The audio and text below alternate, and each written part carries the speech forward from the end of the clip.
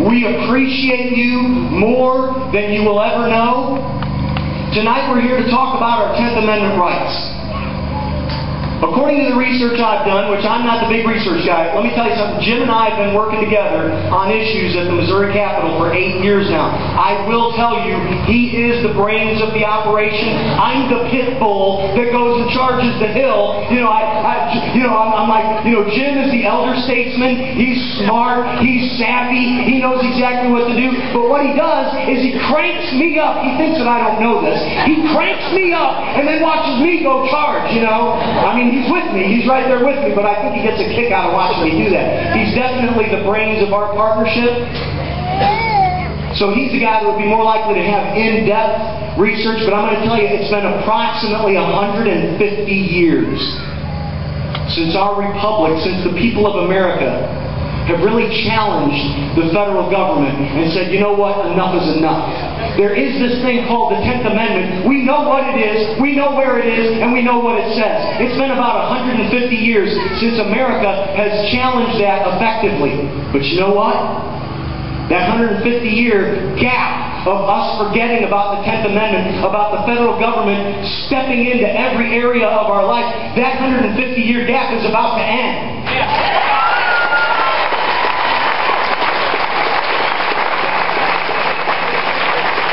Let me tell you something that's happened in that 150-year gap.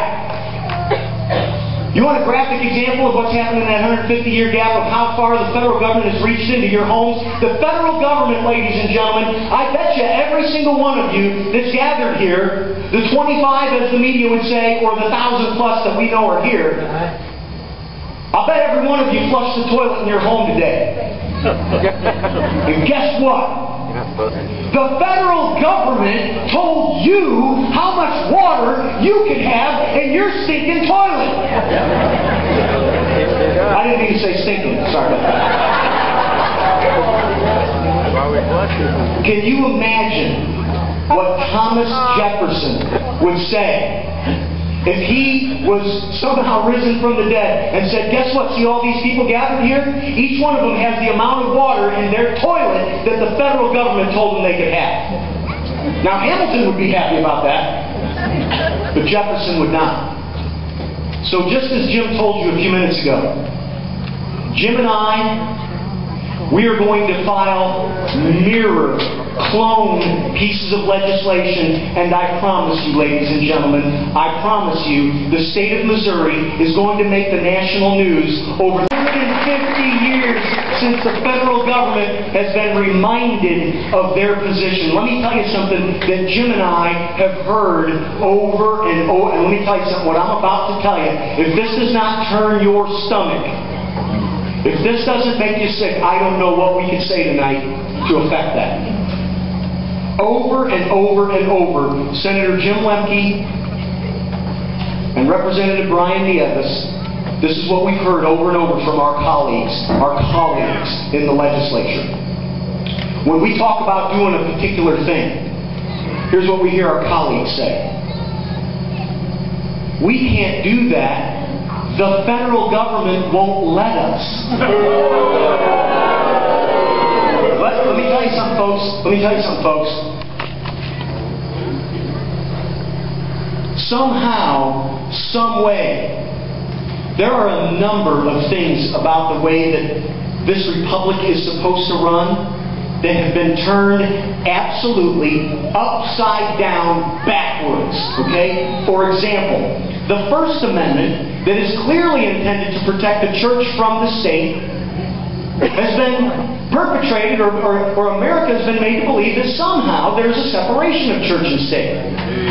You see, a lie, no matter how ridiculous, a lie that is told over and over and over and over again eventually will be believed. And if you ask the average American today if there's separation of church and state in the Constitution, they will answer you, yes, of course. When in fact there is not. That's right. So what's happened is there has become this uncanny ability, as if the ghost of Hamilton is alive and well in America today. There's been this process by which the federal government and those lawyers in black robes that we call the Supreme Court have completely turned around the original intent of some of our founding documents. The First Amendment has been completely reversed.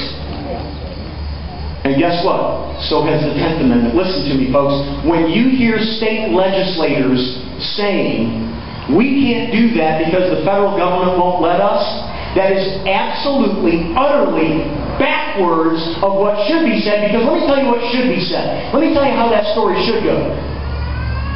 Those members of our U.S. Congress, our congressmen, our senators, let me tell you what should be said in those hallowed halls of Congress in Washington, D.C. That is the place where federal representatives and senators should be saying this to each other. We can't do that. Right. The states won't let us.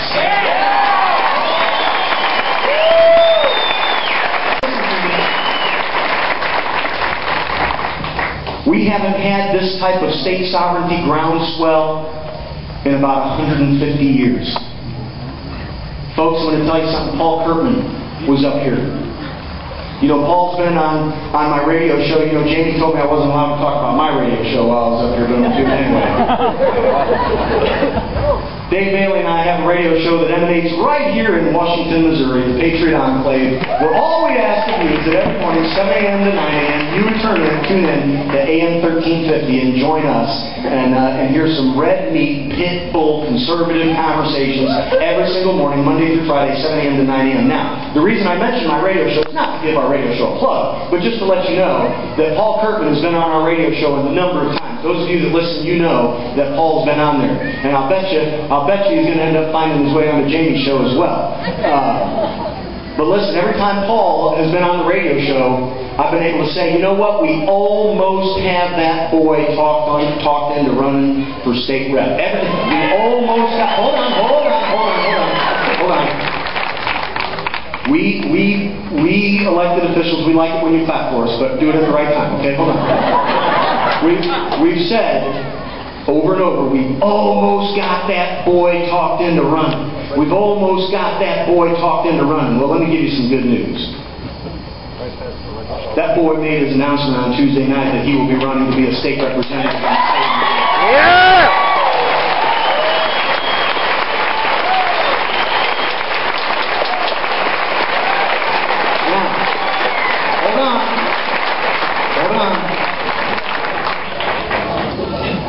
In the Missouri House of Representatives, I have the distinct pleasure and the honor of serving in a leadership capacity as the House Majority Whip, okay?